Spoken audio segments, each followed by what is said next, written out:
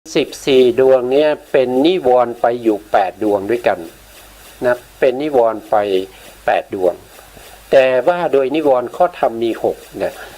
มี6แต่องค์ธรรมมีอยู่8นะครับ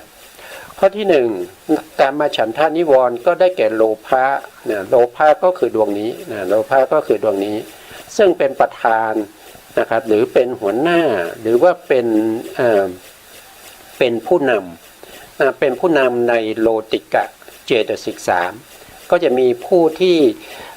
เป็นเจตสิกที่เป็นคล้ายๆว่าเป็นผู้ตามนะหรือว่าเป็นเราพูดง่ายๆก็คือลูกน้องเขานะครับก็มีทิฏฐิเจตสิกแล้วก็มานะเจตสิกเป็นลูกน้องของโลภะเจตสิกนะครับอันนี้โลภะเจตสิกถ้าว่าโดยนิวรณ์ก็เป็นกรรมฉันทานิวรณ์แล้วก็โลภะเจตสิกก็จะเกิดในโลภะมูลจิต8นะครับ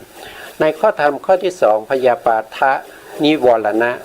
พยาปาทะก็คือได้แก่โทสะโทสะก็คือดวงนี้นะโทสะก็เป็นประธานในกลุ่มที่เป็นโทจตุกะเจตสิก4นะครับก็จะมีลูกน้องอยู่3ก็คืออิสาเจตสิกมัชฌริยเจตสิกแล้วก็กุกุจจะเจตสิกนะครับอันนี้ก็จะเป็นลูกน้องของโทสะนะครับก็จะเกิดทั้ง4ดวงนี้จะเกิดเฉพาะในโทสะมูลจิต2เท่านั้นนะเราเคยพูดไปแล้วนะในข้อที่3นะข้อที่3ก็คือถีนมิทะนิวรณะนะธรรมชาติที่เป็นเครื่องกั้นคุณงามความดีนะครับก็คือเป็นธรรมที่ทำให้จิตและเจตสิกเนี่ยเกิดความหดหู่ท้อถอยจากอารมณ์องค์ธรรมก็คือได้แก่ถีนะและมิทะเจตสิกที่ในอกุศลจิตสังขาริกนะตอนนี้เรามาดูรายละเอียดอันนี้ก็คือจิตนะที่ตรงนี้คือจิตนะตรงนี้คือจิตจิตเนี่ยเราพูดถึงนิวรณ์เพราะฉะนั้นเราก็ดูเฉพาะในอกุศลจิต12 ดวงเท่านั้นอยู่ตรงนี้นะครับไม่ต้องไปยุ่งเกี่ยวกับอเหตุกะจิต18หรือว่ากามโสภณะพวกนี้มันเป็น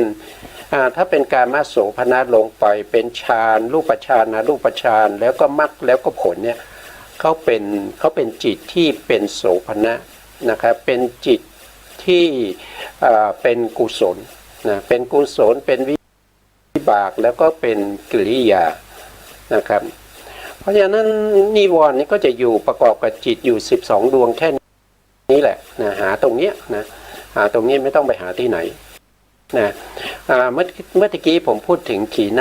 มิทะซึ่งเป็นนิวรณ์ในข้อที่3นะก็คืออยู่ตรงนี้นะถ้าว่าโดยเจตสิกเนี่ยเขาอยู่ตรงนี้นะครับอยู่ในอกุศลเจตสิกในแถวที่4นะในแถวที่4มีอยู่2 ดวงเท่านั้นเองนะเมื่อมี2 ดวงก็ได้ชื่อว่าถีทุกกะนะทุกกะก็แปลว่า2นะครับถีก็คือเอาตัวหน้าของเจตสิกถีนะนะครับมาเป็นถีทุกกะเจตสิก2แต่ถีทุกกะเจตสิก2 ดวงนี้เขาเป็นสหกถาจิตสหกถาจิตก็คือหมายความว่า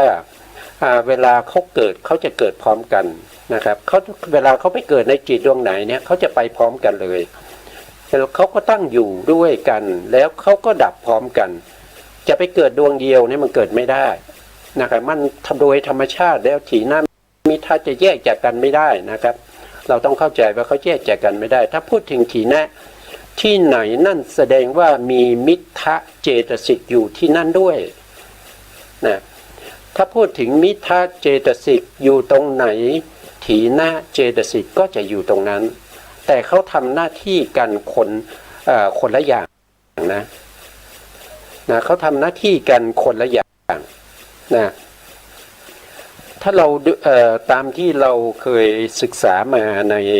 เรื่องของเจตสิกในครั้งก่อนนะครับในเรื่องของเจตสิกนะซึ่ง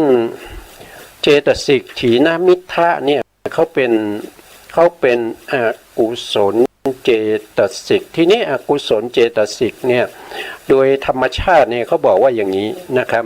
ถีนะนะถีนะดวงข้างหน้านะครับดวงนี้นะถีนะนะถีนะเนี่ยเป็นธรรมชาติที่ทำให้จิตเนี่ยเสื่อมซึมท้อถอยจากอารมณ์นะครับหรือว่าหดหู่ท้อถอยจากอารมณ์ทำให้จิตนะเขาทำจิตนะเขาทำจิตดวงไหนก็คือจิตที่เป็นอกุศลที่เป็นสังขาริกนะครับก็จะมีโลภะดวงที่สองโลภะดวงที่สี่โลภะดวงที่6นะครับ6แล้วก็8นะแล้วก็มีโทสะอีก1ดวงรวมแล้วก็จะมีอยู่5ดวงนี้ตัวถีนะดวงนี้ทำให้จิตเนี่ยจิตที่พูดมาเมื่อ5ดวงเมื่อตะกี้นะครับหดหู่แล้วก็ท้อถอยจากอารมณ์นะครับหรือว่าจะพูดอีกอย่างหนึ่งก็ซึมนะครับง่วงเหงาเหานอนเกียจค้านนะมันเป็นลักษณะของถีนะที่ไปทำให้จิตเนี่ยมีลักษณะอย่างนั้นนะมีลักษณะเป็นอย่างนั้น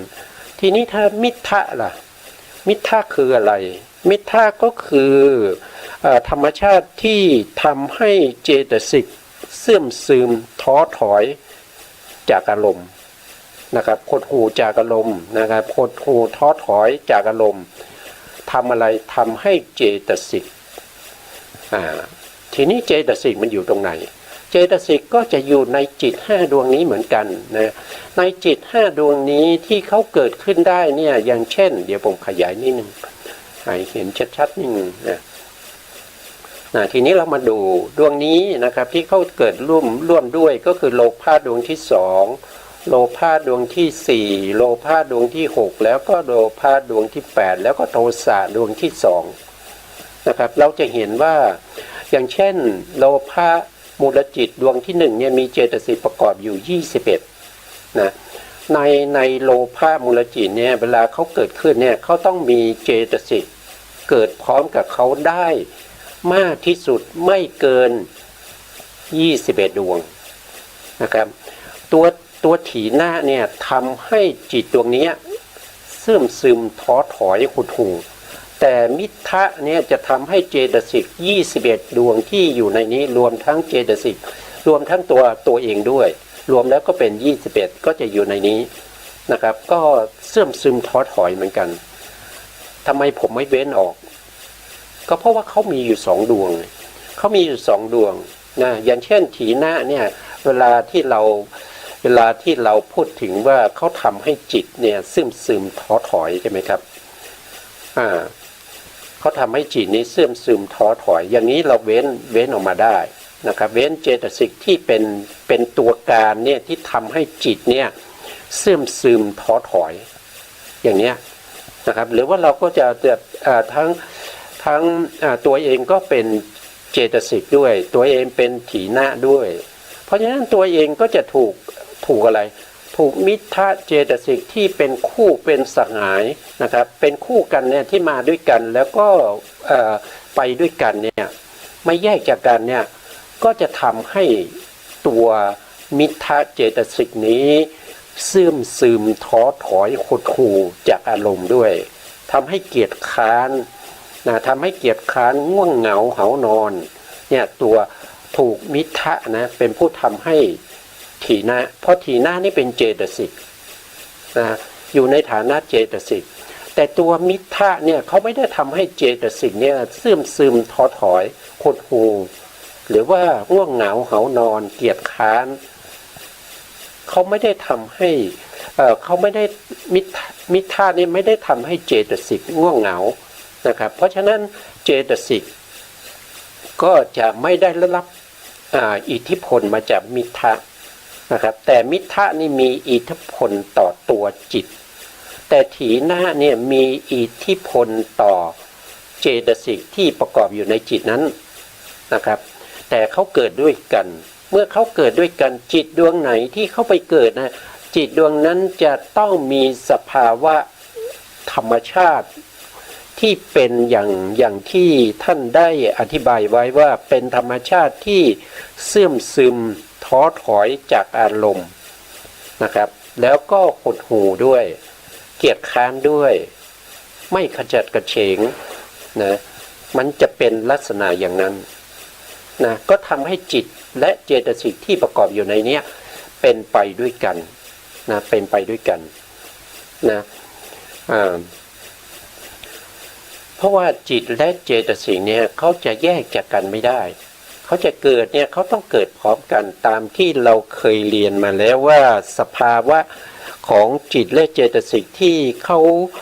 เกิดร่วมกันเนี่ยเขาจะแยกจากกันไม่ได้ก็จะมีสภาวะลักษณะอยู่4ประการด้วยกันนะนั่นก็คือเอกุปาทะนิโรธาจะเอกุปาทะนิโรธาจะก็คือเกิดพร้อมกับจิตนะครับเกิดพร้อมกับจิตนะข้อที่2เอกาลัมพนะณวัฏฐานวัตถุกานะครับก็คือมันคือหมายถึงว่าตรงนี้ในบาลีเนี่ยเขาบอกว่าเป็นวัตถุก็คือเป็นที่อาศัยเกิดนะครับในบาลีจริงๆแล้วบาลีกับภาษาไทยเราไม่ตรงกันนะครับเมื่อกี้ผมพูดถึงเอกุปาทะนิโรธาจะก็คือหมายถึงว่าเขาดับพร้อมกันนิโรธานี่แปลว่าดับพร้อมกันนะครับนิโรธาแปลว่าดับพร้อมกันแต่ในภาษาไทยนี้เขาจะเขียนข้อไว้อย่างนี้เราภาษาไทยก็แล้วกันนะครับเพื่อจะพูดกันง่ายๆนะครับข้อที่1ก็คือเกิดพร้อมกันจิตและเจตสิกเขาเกิดพร้อมกันนะข้อที่2ก็คือจิตและเจตสิกเขาดับพร้อมกันข้อที่3ก็คือเขามีอารมณ์อย่างเดียวกันนะครับจิตมีอารมณ์อย่างไรเจตสิกที่ประกอบอยู่ในจิตดวงนั้นต้องมีอารมณ์แบบเดียวกันนะจะแตกต่างไปเป็นอย่างอื่นไม่ได้นะครับข้อที่4ก็คือเขาอาศัยที่เกิดอันเดียวกันนะจิตและเจตสิกนี้เขาอาศัยอะไรเกิดอย่างเช่นโลภะมูลจิตที่อยู่ในปัญจโวการภูมิเขาอาศัยอะไรเกิดเขาอาศัยหาทายวัตถุเกิดนะครับหาทายวัตถุอยู่ตรงไหนหาทายวัตถุอยู่ที่รูปหัวใจนะครับจะมีน้ำหล่อเลี้ยงอยู่ประมาณ1 ซองมือท่านบอกว่าอย่างนั้นนะครับอยู่ที่หัวใจแต่ถามว่าเขาอาศัยหัวใจโดยแน่นอนใช่ไหมก็ตอบว่าไม่แน่นอนนะเขาอาศัยหัวใจไม่แน่นอนนะทำไมถึงพูดว่าอย่างนั้นก็เพราะว่าตอนที่ปฏิสนธิการเนี่ยปฏิสนธิการนะรูปหัวใจยังไม่เกิดนะครับรูปที่เป็นหัวใจเนี่ยยังไม่เกิดนะแต่โลภะมูลจิตนี่เกิดแล้วเกิดในวิถีแรกนะวิถีแรกของสัตว์ทั้งหลายนะครับสัตว์ทั้งหลายยกเว้นเฉพาะอาสัญญสัตตะภูมิเท่านั้นเองเพราะฉะนั้นสัตว์ที่จะเกิดอยู่ในอบาย4เกิดอยู่ในมนุษย์1เกิดมาเป็นมนุษย์1เกิดเป็นเทวดาถึง6ชั้นเกิดเป็นรูปภูมิ15ชั้นเว้นอสันนะก็จะมีจิตและเจตสิกเกิดแล้วเราเรียกว่าเป็นตอนที่ไปเกิดครั้งแรกเราเรียกว่าปฏิสนธิจิตนะครับปฏิสนธิจิตอย่างพวกเรามนุษย์เนี่ยนะครับเวลาที่เราปฏิสนธิลงไปในครั้งแรกเนี่ยที่สเปิร์มกับไข่เนี่ยผสมกันเนี่ยแล้วก็ไม่เกิน7 วันเนี่ยก็จะมีปฏิสนธิวิญญาณเนี่ยเข้าไปอาศัยในขณะที่เข้าไปอาศัยใน7 วันนั้นรูปหัวใจยังไม่เกิดนะครับรูปหัวใจยังไม่เกิดแต่ว่าหาทายวัตถุเกิดแล้วนะหาทายวัตถุเกิดแล้ววัตถุที่เป็นที่อาศัยเกิดของจิตที่เป็นมโนธาตุแล้วก็มโนวิญญาณธาตุนั้นเกิดขึ้นแล้วแต่รูปหัวใจยังไม่เกิดเพราะฉะนั้นก็ถือว่าจิตและเจตสิกนี้อาศัยหาทายวัตถุเกิดโดยไม่แน่นอนนะไม่แน่นอนนะแต่ถ้าเราศึกษาเราบางที่ท่านก็บอกว่าเกิดโดยแน่นอนนะครับแต่เราให้เข้าใจว่าตอนที่เราเกิดครั้งแรกนั้นรูปหัวใจที่เป็นก้อนเนื้อหัวใจนั้นยังไม่มีนะยังไม่มีแต่ปฏิสนธิจิตเกิดแล้ว นะปฏิสนธิจิตก็จะมีเจตสิกเกิดด้วยเขาอาศัยอะไรเกิดก็ตอบว่าเขาไม่ได้อาศัยว่าเขาไม่ได้อาศัยรูปหัวใจนะครับแต่เขาอาศัยหาทายวัตถุเกิดหาทายวัตถุมีแล้วตอนนั้นนะแต่รูปเนื้อหัวใจยังไม่มีนี่ก็เป็นรายละเอียดนะครับรายละเอียดเราพูดถึงขีณามิทธะเข้าไปประกอบกับจิต5ดวงนี้5ดวงนี้ก็จะทำให้บุคคลที่มีจิต5ดวงนี้ไปทำหน้าที่ในวิถีทำหน้าที่เป็นชวนะก็จะทำให้บุคคลนั้นง่วงเหงาง่วงเหงาเหานอนบ้างนะครับซึมท้อถอยจากอารมณ์บ้างเกิดความขี้เกียจไม่อยากทำอะไรอันนี้ก็เป็นอะไรเป็นหน้าที่ของถีนะกับมิทธะ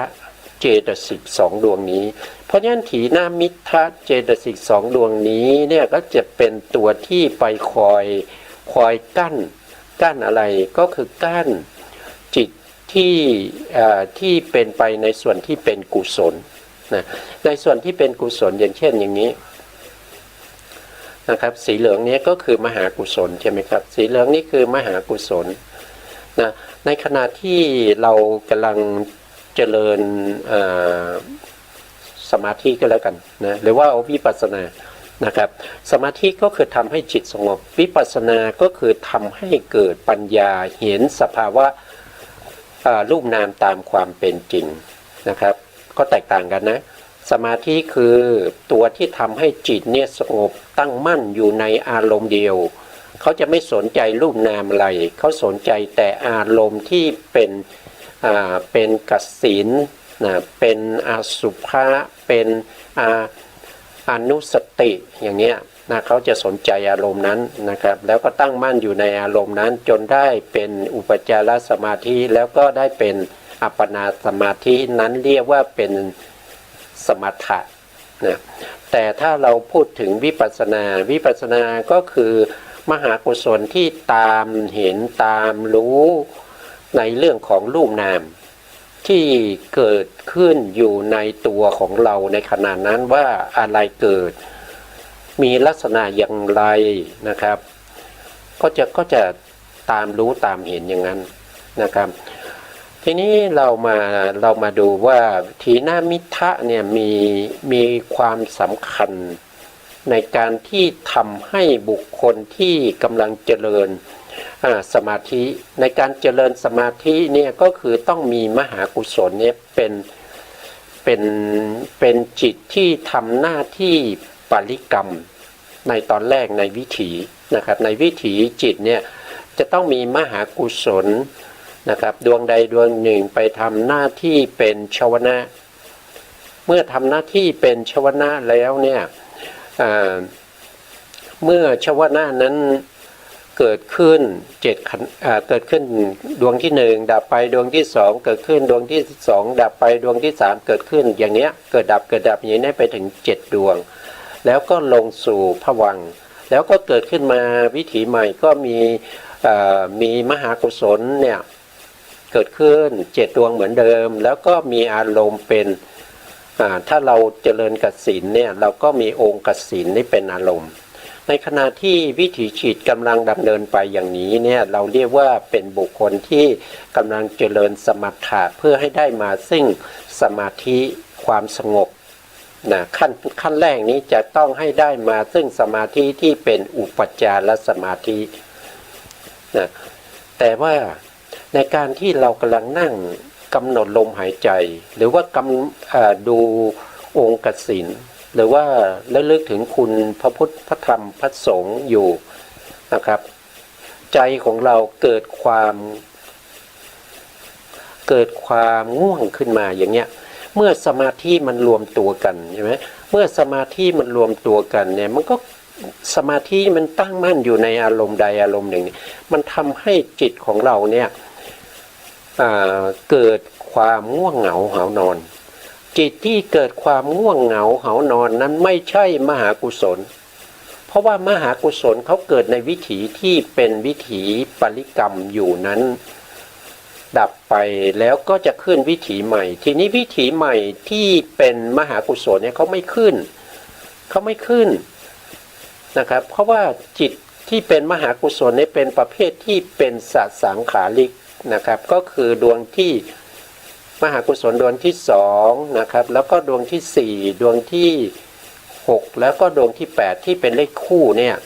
เป็นจิตที่มีกำลังอ่อนเมื่อจิตที่มีกำลังอ่อนเนี่ยถีนมิทธะที่เกิดในจิตที่เป็นโลภะหรือว่าเป็นโทสะก็ตามนะครับขึ้นอยู่กับเหตุปัจจัยในขณะนั้นว่าเวลาที่เรากำลังเจริญสมถะอยู่นี้จิตของเราเนี่ยไม่ได้เป็นอสังขาริกแต่เป็นสังขาริกที่เป็นมหากุศลที่เป็นสังขาริกมีกำลังอ่อนเมื่อมีกำลังอ่อนวิถีนั้นดับไปพบวิถีใหม่เกิดขึ้นเนี่ยมันก็จะเป็นวิถีถ้าเรายินดีพอใจหรือว่าในขณะที่เราเจริญสมาธิมันกำลังเริ่มมีมากขึ้นเนี่ยเรายินดีพอใจเมื่อเรายินดีพอใจเนี่ยจิตที่จะเกิดขึ้นในวิถีต่อไปก็จะเป็นตัวที่ยินดีพอใจมันเป็นโลภะนะเป็นโลภะไปยินดีพอใจในสมาธิที่กำลังเริ่มต้นนะครับในการเริ่มต้นเมื่อยินดีพอใจถ้าเป็นจิตประเภทที่เป็นโลภะที่เป็นสังขาริกที่ต้องมีการชักชวนเนี่ยเกิดขึ้นดวงใดดวงหนึ่งเนี่ยก็ทำให้เราเนี่ยเกิดความสมาธินี่มันสงบใช่ไหมครับมันก็ทำให้เราเกิดความง่วงเหงาเกิดความง่วงขึ้นมานะเกิดความง่วงขึ้นมานะแต่ถ้าเราไปถ้าเป็นโทสะเกิดขึ้นโทสะที่เป็นดวงนี้เป็นอสังขาริกดวงนี้เกิดขึ้นก็จะเกิดความรู้สึกว่าเราไม่ค่อยยินดีพอใจเราไม่ชอบใจก็เป็นโทสะดวงนี้เกิดขึ้นนะครับโทสะดวงนี้เกิดขึ้นอาจรวมมาถึงเรื่องของกุกุจจะนี้ด้วยนะกุกุจจะเจตสิกดวงนี้เกิดร่วมกับโทสะอยู่ในโทสะที่เป็นสังขาริกก็เกิดความไม่ค่อยยินดีพอใจนะครับในขณะที่เราเจริญสมาธิแล้วก็เจริญไป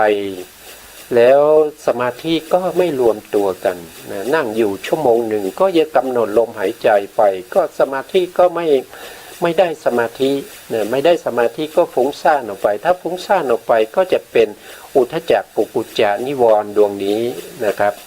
ดวงนี้ก็จะเกิดขึ้นนะเมื่อเกิดขึ้นมหากุศลก็ดับไปอุทธัจจะเขาเกิดกับจิตดวงไหนก็เกิดกับจิตที่เป็นอกุศลจิตทั้ง12ดวงเลยดวงไหนก็ได้ก็จะเกิดมาทำหน้าที่ชวนะเกิดดับกระดับอีก7ครั้งฟุ้งซ่านไปในอารมณ์ที่ดีบ้างไม่ดีบ้างเมื่อไปฟุ้งซ่านไปถึงอารมณ์ที่ไม่ดีก็ไม่พอใจพอไม่พอใจก็จะเป็นโทสะนะก็จะเป็นโทสะกับกุกุจจะเกิดขึ้นกุกุจจะก็จะทำหน้าที่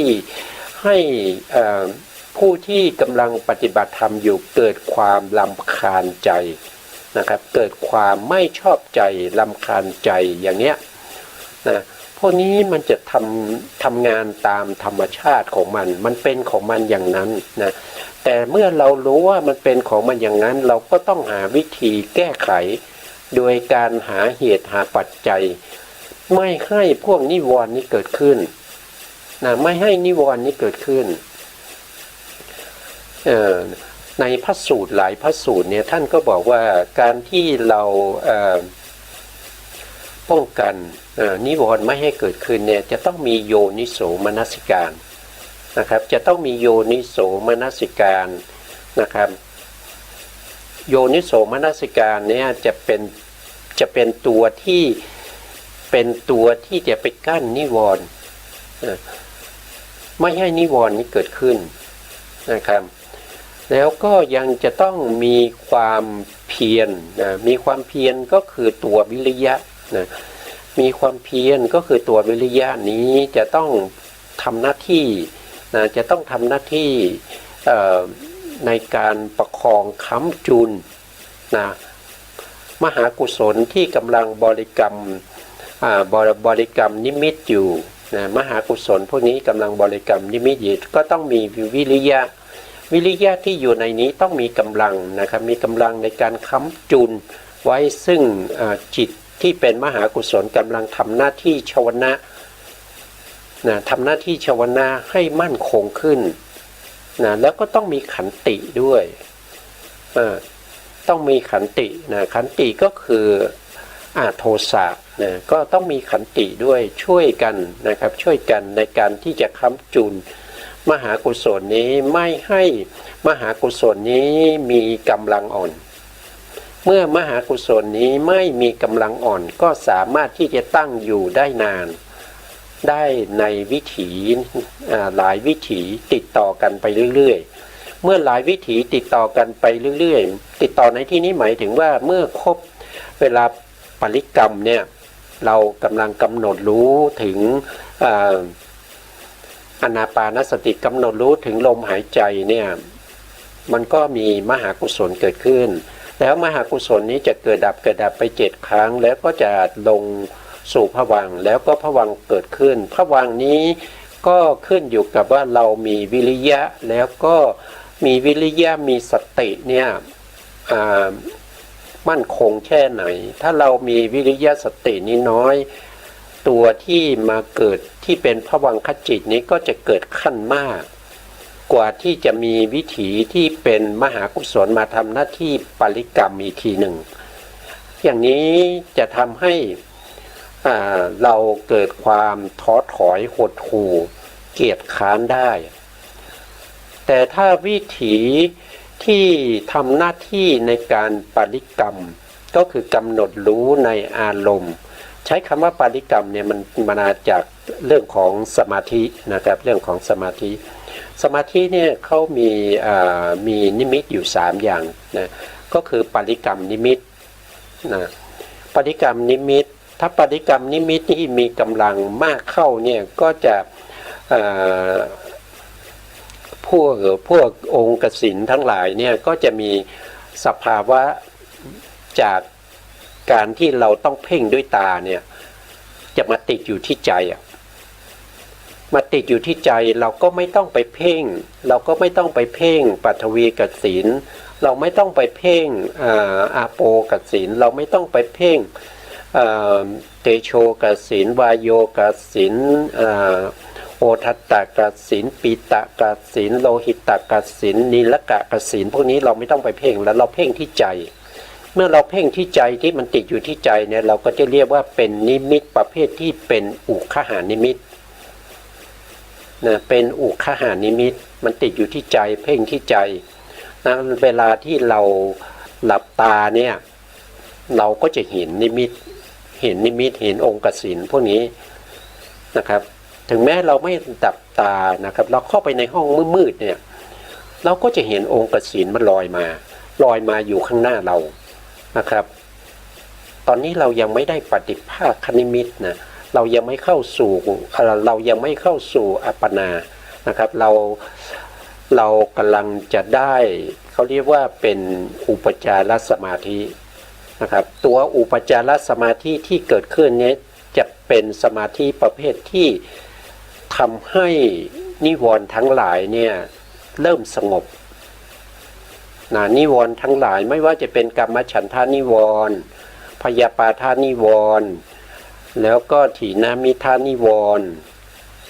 อุทธัจจะกุกุจจะนิวรณ์อะไรพวกนี้มันจะเริ่มสงบลงเราก็เมื่อเขาสงบลงเราก็จะได้สมาธินะครับอย่างเช่นองค์ฌานที่เราเพ่งเป็นอุคหานิมิตที่มันติดอยู่ในใจเนี่ยมันก็จะเหมือนมันก็จะเห็นโดยความเป็นนิมิตที่มันผ่องใสขึ้นมันผ่องใสขึ้นสามารถที่จะขยายกสิณได้สามารถที่จะย่อกสิณได้นั่นแสดงว่าเราเข้าสู่ความเป็นปฏิภาคนิมิตถ้าเราได้ถึงขนาดนั้นนะครับอีกไม่นานถ้าเรากำหนดไปอีกไม่นานเราก็จะได้ปฐมฌานละนะครับเราก็จะได้ปฐมฌาน จิตก็จะตั้งมั่นมากขึ้นนะนิวรณ์ก็จะเข้าแทรกได้ยากขึ้นนะแต่ถ้าเราเผลอนิวรณ์ยังสามารถที่จะเข้าไปแทรกได้ในฌานที่เราได้ปฐมฌานแล้วทำให้เราหลุดออกมาจากปฐมฌานได้นะครับนิวรณ์เนี่ยไม่ใช่ตัวที่กั้นอย่างเดียวนะมันสามารถที่จะทำลายกุศลธรรมที่เรากำลังทำอยู่ให้เสียหายไปได้ด้วยนะให้เสียหายไปได้ด้วยนะเพราะฉะนั้นนิวรณ์นี้เป็นสภาวธรรมที่เราควรจะรู้นะเราควรจะรู้นะทีนี้เราก็มาดูรายละเอียดให้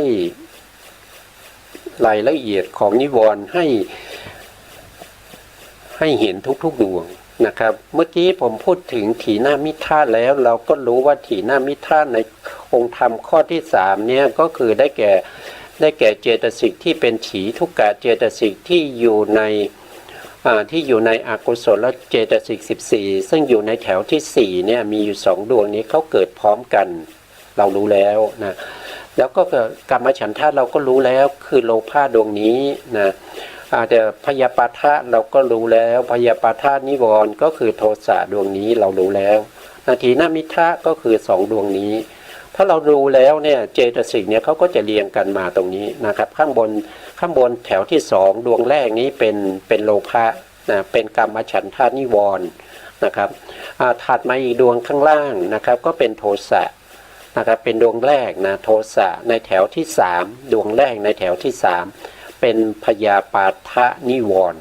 นะแล้วก็ถัดลงมาแถวที่4นะครับแถวที่4เนี่ยเอา2ดวงนะครับเอาดวงที่มันมีแค่2ดวงนั้นนะครับเกิดพร้อมกันด้วยเป็นสหกทาจิเกิดพร้อมกัน2ดวงนี้เรียกว่าถีนมิทะนิวรณะนะครับ2ดวงนี้นะทีนี้เราก็ได้องค์ธรรมมาแล้วว่ามันอยู่ตรงไหนนะ4ด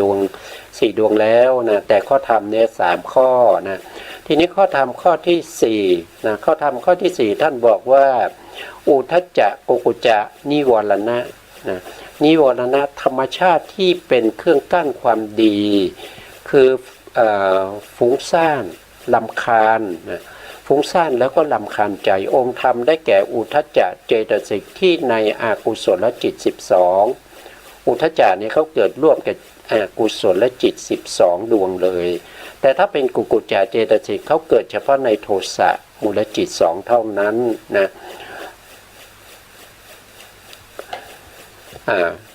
อุทธัจจะอยู่ไหนนะอุทธัจจะก็จะอยู่ตรงนี้นะครับอยู่ตรงนี้แถวที่1ดวงสุดท้ายนะครับแถวที่เป็นโมจตุกะเจตสิก4ดวงสุดท้ายนี้นะครับเราเรียกว่าเป็นอุทธัจจะนะอุทธัจจะก็คือเจตสิกที่ทำให้เกิดความฟุ้งซ่านนะครับเกิดความฟุ้งซ่านนะไม่สามารถที่จับอารมณ์ได้อย่างมั่นคงนะครับฟุ้งซ่านไปเรื่อยๆนะแล้วก็กุกุจจะนะกุกุจจะก็คือได้แก่ดวงนี้นะครับดวงที่4ในโทจตุกะเจตสิก4นะครับก็อยู่ตรงกันนะครับเนี่ยถ้าเราดูในแนวตั้งเนี่ยเราก็จะเห็นว่าอุทธัจจะอยู่ข้างบนนะครับแล้วก็ลงมาตรงนี้ไม่มีเจตสิกนะในตรงที่เป็นกลุ่มที่เป็นโลติกะเนี่ยไม่มีเจตสิกแล้วก็ถัดลงมาข้างล่างก็จะเป็นกุกุจจะนะครับเกิดกุกุจจะนี้ทำหน้าที่ให้เกิดความรำคาญใจนะอุทธัจจะทำหน้าที่ให้เราฟุ้งซ่านคิดนู่นคิดนี่นะคิดไปเรื่อยๆนะไม่รู้ว่าจะคิดไปทำไมนะครับทำอะไรก็ไม่ได้นะเหมือนคนฝันนะฝันกลางวันนะครับฝัน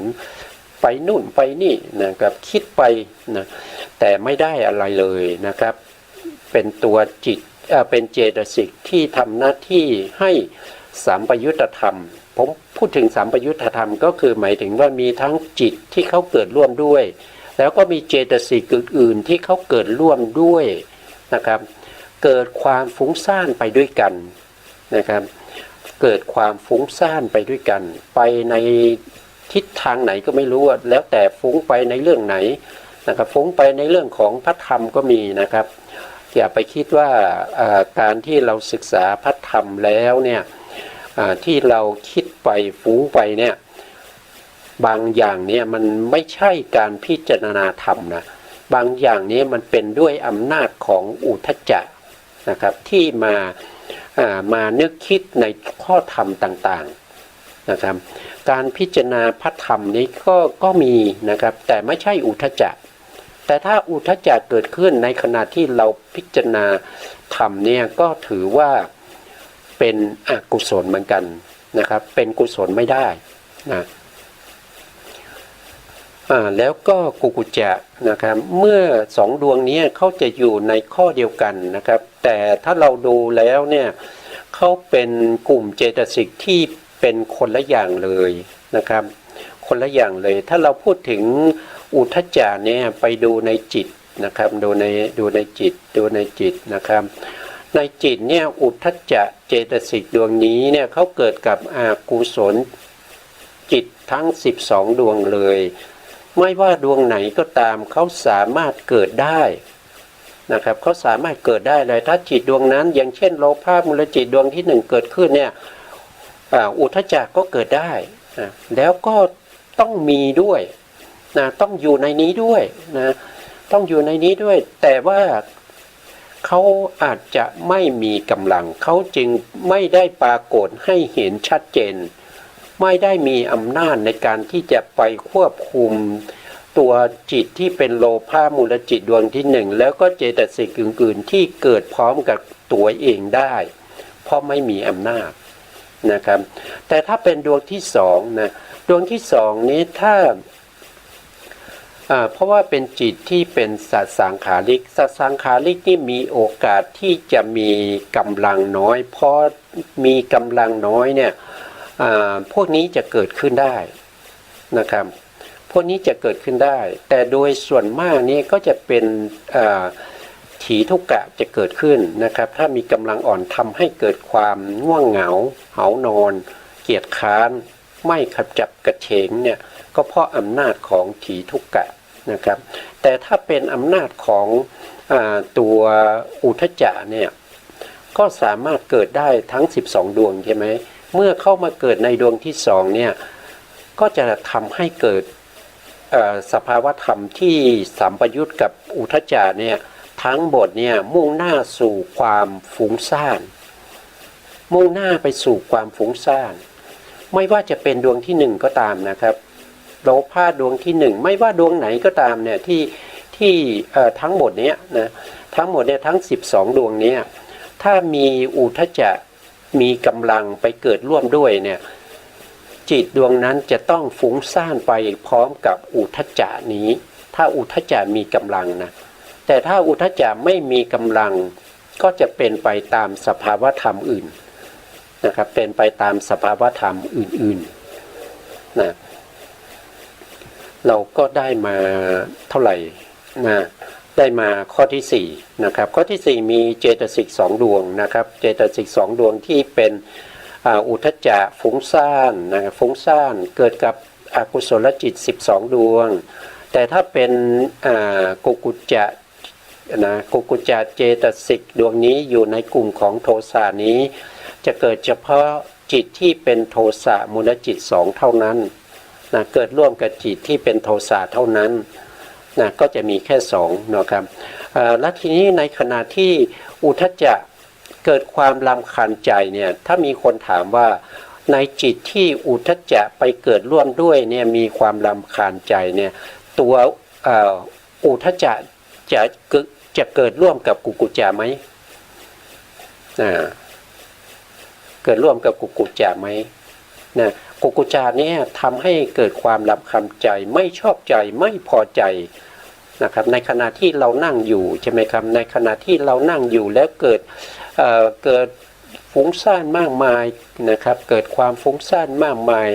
พอเกิดความฟุ้งซ่านไม่สงบสักทีก็เกิดทำให้เราเนี่ยเกิดความไม่พอใจนะไม่พอใจก็จะเป็นอุทธัจจะกุกุจจะใช่ไหมครับอุทธัจจะกุกุจจะเกิดขึ้นอุทธัจจะกุกุจจะเกิดขึ้นกับจิตได้แค่2ดวงก็คือโทสะมูลจิต2ดวงนี้ ก็คือดวงที่หนึ่งอยู่ตรงนี้ดวงที่สองอยู่ตรงนี้เกิดได้แค่สองดวงนี้แล้วทีนี้ผมถามว่าอุทธัจจะเนี่ยอุทธัจจะคือความฟุ้งซ่านนะครับกุกุจจะคือความรำคาญใจเกิดในโทสะมูลจิตสองนะครับแล้วก็อุทธัจจะเกิดร่วมไหม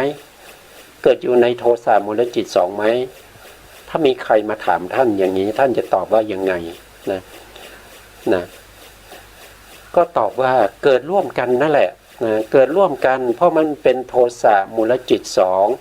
แต่ว่าในขณะนั้นในขณะนั้นอุทธัจจะไม่มีกำลังตัวที่มีกำลังคือกุกุจจะเมื่อกุกุจจะมีกำลังสัมปยุตธรรมไม่ว่าโทสะมูลจิตดวงที่หนึ่งหรือดวงที่สองก็ตามนะดวงที่หนึ่งก็ตามนะครับดวงที่สองก็ตามเนี่ยก็จะน้อมไปกับเจตสิกดวงที่มีกำลังคือกุกุจจะนั่นก็คือเกิดความรำคาญใจไม่ชอบใจไม่พอใจอย่างเงี้ยนี้เป็นสภาวะของนิวรณ์นะครับนิวรณ์ในข้อที่สี่นะแต่อุทธัจจะนี้ท่านทราบแล้วนะครับว่าเกิดร่วมกับจิตทั้งหมดเลยเกิดร่วมกับจิตทั้งหมดเลยทีนี้ถ้ามีใครมาถามว่าเวลาอุทธัจจะไปเกิดในโลภะมูลจิตดวงใดดวงหนึ่งยกตัวอย่างเช่นอาจจะไปเกิดในดวงที่ห้าดวงนี้ตัวอุทธัจจะนะอุทธัจจะเจตสิกไปเกิดดวงนี้แล้วถามว่าเจตสิกที่เป็นกุกุจจะเกิดร่วมด้วยไหมเนี่ยกุกุจจะที่ทำหน้าที่ให้เกิดความรำคาญใจไม่ชอบใจไม่สบายใจอะไรพวกนี้จะเกิดร่วมกับอุทธัจจะที่อยู่ในโลภะมูลจิตดวงที่ห้าไหมไม่เกิดนะครับไม่เกิดไม่เกิดนะเพราะอะไรนะครับเพราะว่าโลภะโลภะกับโทสะเขาจะไม่เกิดร่วมกันนะเขาจะไม่เกิดร่วมกันตรงนี้เป็นโลภะมูลจิตนี้จะไม่มีโทสะไม่มีกลุ่มของโทสะไม่ว่าจะเป็นโทสะเจตสิกอิสสาเจตสิกมัจฉริยะเจตสิกหรือกุกุจจะเจตสิกจะไม่เกิดร่วมกับโลภะมูลจิตแน่นอนไปหาเจตสิกที่เป็นโทสะโทสะเจตสิกอิสสาอิจฉานะครับอิจฉาถ้าว่าโดยบาลีก็จะเป็นอิสสานะแล้วก็กุกุจจะโทษทีมัจฉริยะแล้วก็กุกุจจะสี่ดวงนี้ถ้าเราไปหาในโลภะมูลจิตนี้จะหาไม่เจอนะครับหายังไงก็หาไม่เจอนะเพราะว่าเขาไม่เกิดร่วมกันเพราะว่าถิ่นตรงนี้เป็นถิ่นของโลภะเป็นถิ่นของโลภะโลภะก็จะมีโลภะเกิดร่วมกับโมหะมูลจิตพวกนี้ได้โมหะเจตสิกพวกนี้ได้เกิดร่วมกับโมหะเจตสิกเกิดร่วมกับหิริกะนะครับแล้วก็โนตตัปปะแล้วก็อุทธัจจะเนี่ยเกิดร่วมกับโลภะมูลจิตได้แล้วก็โมหะพวกที่เป็นโมหะที่ว่าโมหะจตุกะเนี่ยสี่ดวงนี้ก็ยังสามารถไปเกิดในโทสะได้ด้วยแล้วไปเกิดในโมหะตรงนี้ได้ด้วยโมหะมูลจิตสองนี้ได้ด้วยนะเพราะฉะนั้นเราจะเห็นว่าเจตสิกที่ไปเกิดในอกุศลจิต12ได้ทุกดวงนะครับเอาเฉพาะเจตสิกที่เป็นอกุศลนะเจตสิกที่เป็นอกุศลที่ไปเกิดในโลภะที่ไปเกิดในอกุศลจิต12ได้ทุกดวงได้แก่เจตสิกอะไรตอบได้ไหมก็ตอบได้ก็คือโมหะนั่นแหละโมหะ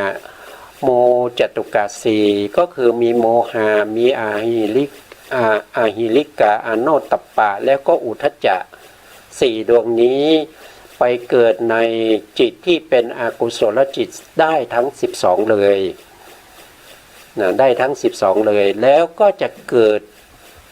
ด้วยนะเขาจะไม่ใช่ว่าผมอยากเกิดก็เกิดผมไม่อยากเกิดก็ไม่เกิดวันนี้โลภะดวงที่สองนี่เกิดผมไม่อยากเกิดร่วมด้วยอย่างนี้ไม่ได้นะธรรมชาติเขาต้องเกิดร่วมด้วย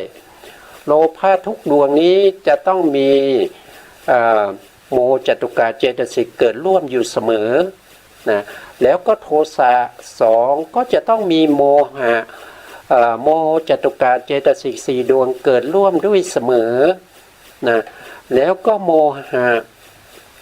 โมจตุกาเจตสิก4ดวงนี้ก็จะต้องเกิดร่วมกับโมหะมูลจิตอยู่เสมอเลยเพราะฉะนั้น4ดวงนี้จะเกิดร่วมกับอกุศลจิตได้ทั้ง12นะ12ดวงเลยนะครับแล้วก็ในส่วนที่เป็นโลติกะเจตสิก3เนี่ยมีโลภะเจตสิกทิฏฐิเจตสิกมานะเจตสิกเนี่ยเขาจะเกิดร่วมกับอกุศลจิตได้ตามสมควรคือตามสมควรนี่คือผมทิ้งไว้ในฐานะที่เป็นทิฏฐิเจตสิกแล้วก็มานะเจตสิก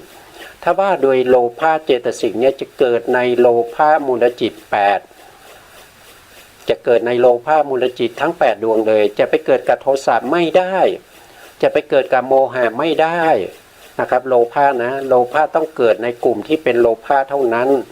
นะครับแล้วก็ทิฏฐิเจตสิกเนี่ยเขาอยู่ในกลุ่มที่เป็นโลภะเรียกว่าโลติกะ3เพราะฉะนั้นทิฏฐิเจตสิกก็เกิดได้เฉพาะในโลภะมูลจิตแต่ในโลภะมูลจิตเนี่ยเขาเกิดร่วมได้แค่4ดวงเท่านั้น4ดวงนั้นก็จะเป็น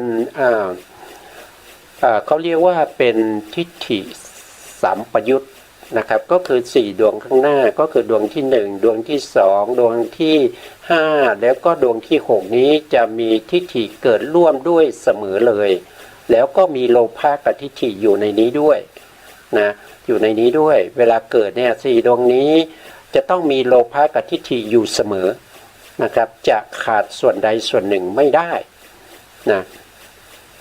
ส่วนข้างหลังเป็นทิฏฐิคตวิปยุตนะครับก็คือไม่ประกอบด้วยทิฏฐินะครับจิต4ดวงนี้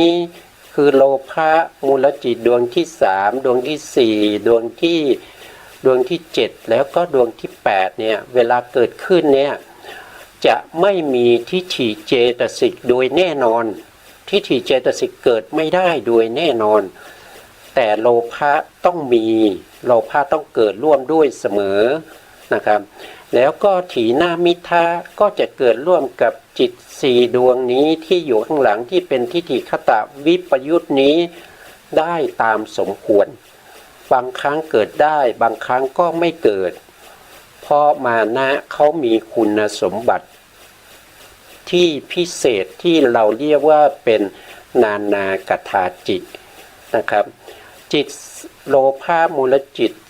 4ดวงข้างหลังที่เป็นทิฏฐิคตวิปยุตนี้จะมีมานะเกิดต่อเมื่อ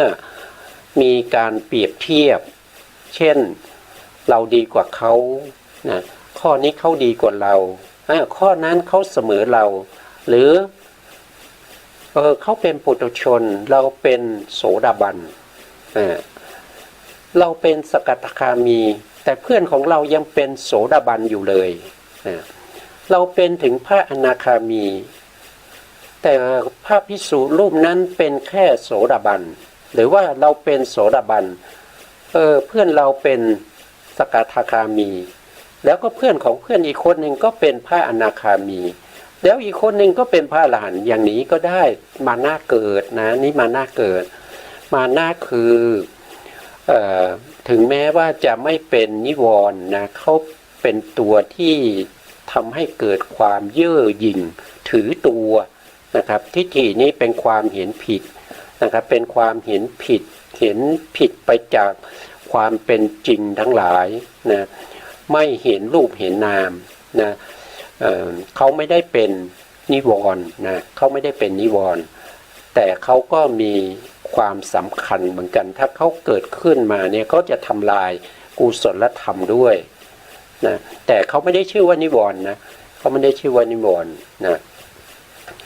แล้วก็นิวรณ์ในข้อที่5นะครับนิวรณ์ในข้อที่5ก็จะเป็นวิจิกิจฉานิวรณ์ธรรมชาติที่เป็นเครื่องกั้นความดีคือความสงสัยลังเลใจในสิ่งที่ควรเชื่อองค์ธรรมได้แก่วิจิกิจฉาเจตสิกนะครับอยู่ในวิจิกิจฉา สัมปยุตนะครับก็จะอยู่ตรงนี้นะแต่ถ้าว่าโดยตัวเจตสิกก็จะเป็นดวงนี้ดวงสุดท้ายในอกุศลเจตสิก14นะครับอันนี้เราก็พูดถึงข้อที่5ยังไม่จบนะครับเวลาเราหมดนะเวลาเราหมดแล้วนะเพราะฉะนั้นก็เราก็ไว้ในโอกาสต่อไปเราก็มาพูดถึงเรื่องของนิวรณ์ต่อไปนะครับผมก็แทรกในส่วนที่เขาเกี่ยวข้องนะครับส่วนที่จะทำให้จิตของเราเนี่ยไม่เป็นกุศลนั่นเองนะทำให้จิตเราไม่มีโยนิโสมนสิการกุศลก็จะไม่เกิดนะ